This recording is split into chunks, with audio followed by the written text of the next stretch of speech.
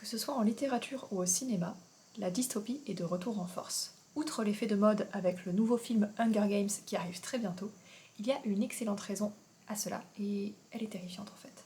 Le monde va mal, et si ça peut sembler paradoxal, eh bien en fait, voir de la dystopie, consommer de la dystopie, nous aide à aller mieux.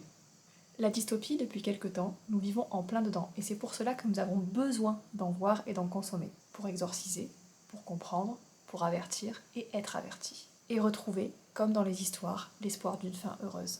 Cette perspective vous déprime? Je vous rassure, moi aussi. Aujourd'hui, je vous propose d'analyser le phénomène de la dystopie, et ce, à travers deux angles selon moi pertinents. D'une part, avec l'effet de momentum dans lequel nous sommes pris en ce moment, avec le retour notamment de Hunger Games au cinéma, et d'autre part, dans les caractéristiques intrinsèques du genre littéraire et cinématographique en lui-même, genre qui prend racine dans nos peurs, mais aussi dans nos espoirs. Au passage, comme nous sommes écrivains, nous relèverons ce qui fait une excellente dystopie, quelles sont ses caractéristiques. Nous verrons ce qui résonne dans nos cœurs en tant qu'auteur, mais aussi en tant que lecteur.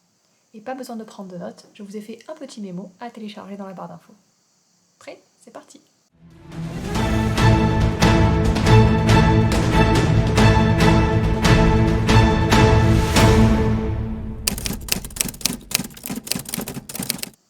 La dystopie est un genre littéraire qui ne remonte pas à juste hier. Cependant, c'est un genre qui est bien moins ancien que son contrepoint, l'utopie. L'utopie est un non-lieu qui est censé ne pas exister. Et oui, tout est censé être parfait sur le plan de la politique, des traditions, de la culture, des gens en général.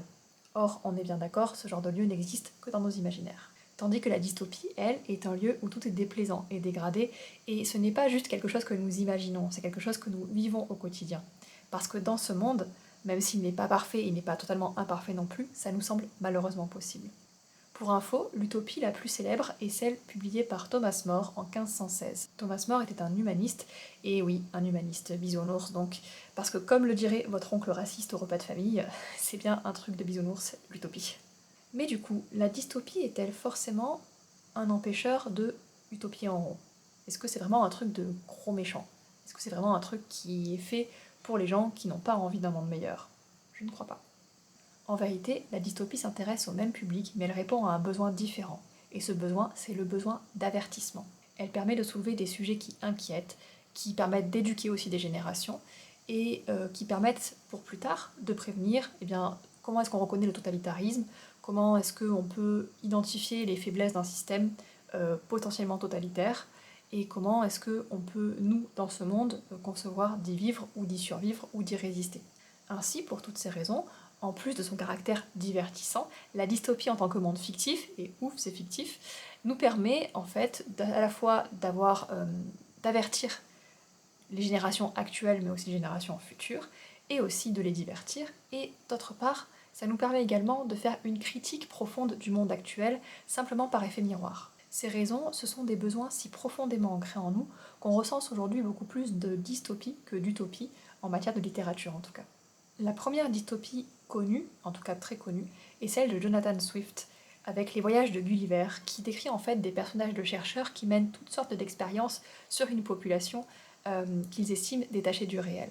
Population qui vient du bas peuple, évidemment. Dystopie également ultra connue, nous avons Brave New World de Huxley, et également Hunger Games de Suzanne Collins, beaucoup plus récemment. Mais également Le Labyrinthe de James Dashner, Divergente, 1984, Les robots rêvent-ils de moutons électriques, V pour Vendetta, La Servante écarlate, etc., etc. Et deux titres éminemment moins connus, mais ce sont les miens, donc j'en parle, avec Les Foulards rouges et Les Évaporés, donc par moi, Cécile Duquesne. C'est un genre donc qui avait le vent particulièrement en poupe il y a quelques années, et qui revient en force précisément en 2023. Et on peut se demander, légitimement, pourquoi est-ce qu'elle revient en force actuellement? Comme je l'ai dit en introduction, il y a d'ores et déjà un effet de momentum. Le monde va mal, de plus en plus mal, notamment depuis 2020 avec la crise du Covid et tout ce qui s'ensuit. Et comme on vient de le voir, la dystopie a un côté rassurant. Sur le plan culturel, par ailleurs, 2023 spécifiquement, parce qu'il y a le nouveau film Hunger Games qui revient. Ça a remis les livres sur le devant de la scène. Il y a plusieurs sorties aussi, dont on reparlera dans de prochaines vidéos, sorties littéraires, mais pas que, qui font que, en fait, la dystopie est de retour un peu partout. Et si je vous parle spécifiquement d'Hunger Games aujourd'hui, entre autres comme exemple, c'est parce que Hunger Games est un genre, est un livre plutôt, qui a justement façonné un genre littéraire à lui tout seul. Il a refaçonné le genre de la dystopie avec l'apport du young adult, qui est un genre qui circule beaucoup et qui s'intéresse vraiment à un public en fait qui est très inquiet pour le futur. Et donc par rapport à tout ce que j'ai dit, évidemment que la dystopie résonne avec les inquiétudes et les besoins de ces générations-là, de cette génération young adult. L'autre raison du succès de la dystopie en ce moment, c'est parce que c'est un genre qui s'enrichit très facilement. C'est un genre historiquement fort et qui se renouvelle beaucoup à travers les époques. Il est pluriel et protéiforme. On peut écrire de la dystopie sous plein de formes différentes. Par exemple, de la dystopie en fantastique, en SF, en fantasy, en pré-apocalypse, post-apocalypse, pendant une apocalypse. Bref, sur n'importe quel événement de la société, en gros, on peut créer une dystopie. Et on va justement voir dans la suite de cette vidéo en quoi le caractère protéiforme de la dystopie, son côté très souple et adaptable, se manifeste en fait paradoxalement à travers des points extrêmement précis et très récurrents en fait, non pas d'une variation à l'autre, mais carrément d'un livre à l'autre.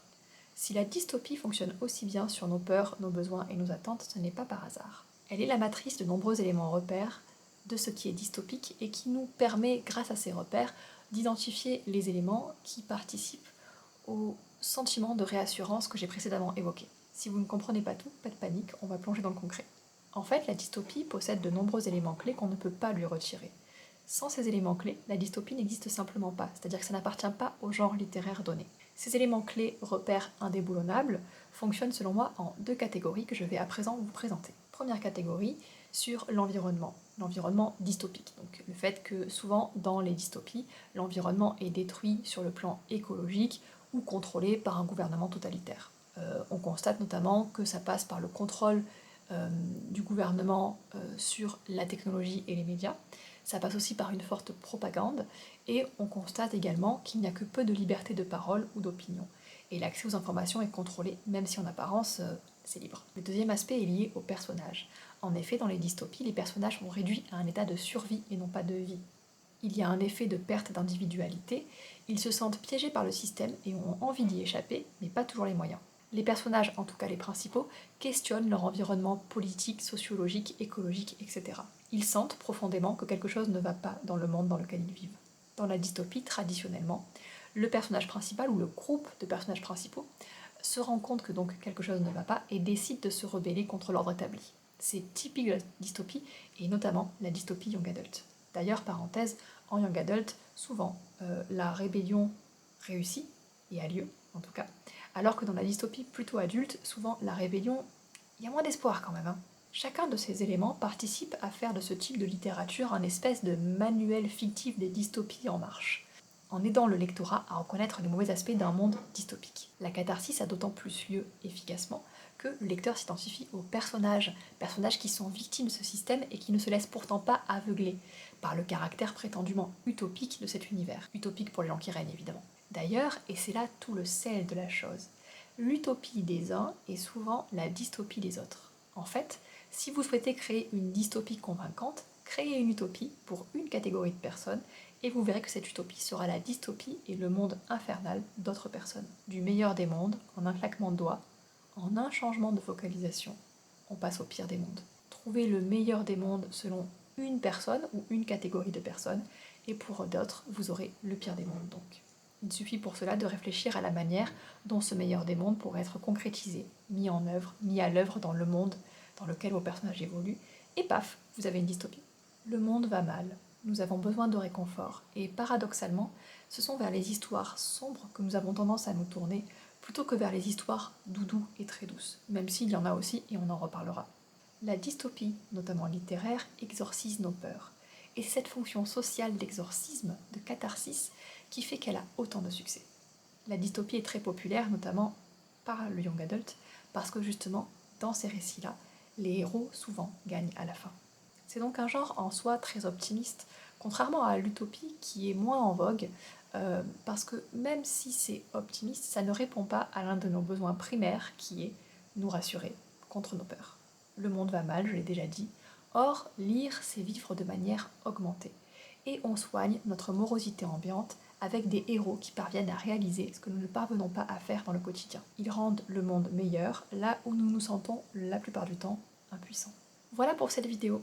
N'oubliez pas de télécharger le mémo disponible en barre d'infos et de vous abonner à la newsletter La Quotidienne Écriture. J'y donne des conseils d'écriture concrets tous les jours, directement applicables et pas culpabilisants du tout. Plus de 2200 personnes y sont abonnées et reçoivent chaque jour, du lundi au vendredi, un mail à 7h du matin. Oui, tous les jours et quasiment toute l'année. N'hésitez pas à nous rejoindre, c'est plutôt sympa.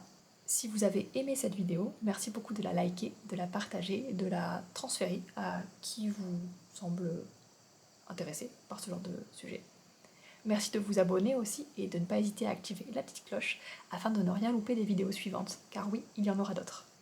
Je ferai notamment des vidéos sur la dystopie à nouveau, et dans la prochaine vidéo, je vous expliquerai pourquoi Katniss Everdeen est une héroïne très réussie pour la dystopie, mais pas seulement, et en quoi elle a été appréciée, pourquoi elle a été appréciée par les lecteurs de la série. Je ferai en sorte de vous livrer ces secrets afin que vous puissiez, si vous écrivez de la dystopie ou d'autres histoires young adult par exemple, reproduire également les éléments qui ont fait son succès. Voilà pour cette vidéo, elle va bientôt prendre fin. Si vous êtes resté jusqu'au bout, je vous invite en commentaire à laisser un petit mot secret, enfin un ensemble de mots secrets. Écrivez-moi Gulliver is back. Et je saurai que vous êtes resté jusqu'au bout. Merci beaucoup, à très bientôt.